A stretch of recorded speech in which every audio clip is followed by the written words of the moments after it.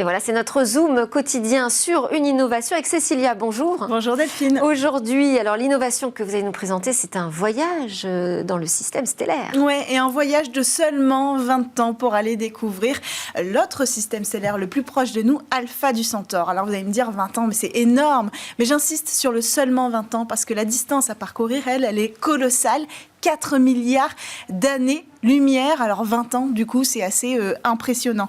Évidemment, ce sera possible qu'en allant très vite, ici, 1/5 de la vitesse de la lumière. Mais ça veut dire quand même que là, on ne parle pas d'un voyage touristique. C'est pas pour les hommes. Non, c'est pas pour les hommes. On n'y survivrait pas, c'est clair. Ici, l'idée, c'est d'envoyer une sonde, c'est-à-dire du matériel, des capteurs pour relever des données, voire même des capteurs ou peut-être un mini-satellite pour renvoyer ces données. Enfin, ça reste la partie la plus difficile à développer. Il faut imaginer un parachute qui transporterait un caisson. Ben là, c'est ça qui nous intéresse ici, c'est la voile, justement, cette voile spatiale de 3 mètres de large qui est mise au point.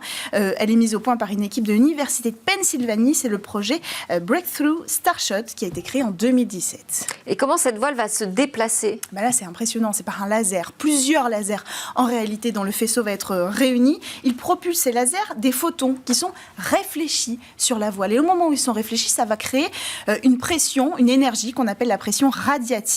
Et donc, ça va propulser cet objet. Plus il y a de photons, plus l'objet ira vite. Et c'est là que ça va se compliquer, justement, parce que une grande quantité d'énergie déversée via ces photons, ça va augmenter la chaleur sur l'objet. Et cette voile qui va faire seulement quelques microgrammes d'épaisseur, il faudra qu'elle supporte une telle chaleur.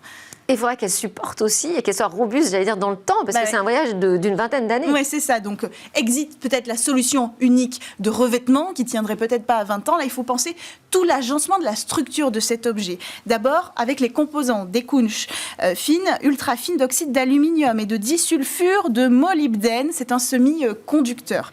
Ces matériaux, ils vont permettre d'accumuler la pression. Ensuite, pour la répartir correctement, il faut les positionner. Comme on va travailler la composition d'un tissu, laisser des endroits vides, laisser des trous pour laisser passer la longueur d'onde de la lumière. Et puis, il y a un autre point, là, ça va permettre de réduire peut-être le champ des photons, puisqu'il sera bien réparti, que on va optimiser la capture de la pression. Autre point crucial, la forme de la voile. Les chercheurs, ils ont déterminé la forme optimale pour envoyer le plus vite et le plus loin possible avec les photons cet objet. Et donc, une voile trop tendue, c'est comme sur un bateau, ça risque de se déchirer. Alors là, ils ont opté pour une forme en parachute avec une profondeur équivalente à l'envergure de la voile, donc 3 mètres ici de profondeur pour 3 mètres d'envergure. Reste que tout ça, ça sent quand même très futuriste. Oui, c'est vrai, c'est clair, ça semble futuriste, mais là on franchit une nouvelle étape qui est reconnue par le domaine scientifique, la viabilité technologique de cette voile, et puis il faut dire que c'est soutenu pas par n'importe qui. Jusqu'à sa mort, Stephen Hawking lui-même a porté ce projet, et puis les fonds, eux, sont assez colossaux, puisque c'est financé par le milliardaire et entrepreneur russe Yuri Milner. Alors ce qui est important de préciser pour conclure, c'est que cette technologie, on la développe aussi en France. On a une voile spatiale qui vient d'être révélée avec la société Gamma. Alors ici, on n'utilisera pas des lasers depuis la Terre, mais directement les rayons de photons du Soleil, et on découvrira ça dans Smart Space demain. Eh bien super, merci beaucoup Cécilia, merci à tous de nous avoir suivis. C'était Smart Tech, votre émission sur l'innovation. On se retrouve demain, donc vous aurez un grand rendez-vous sur l'espace, mais vous aurez également la grande interview. On va parler avec Caroline Ramad de comment faire changer ce visage de la tech en France et en Europe.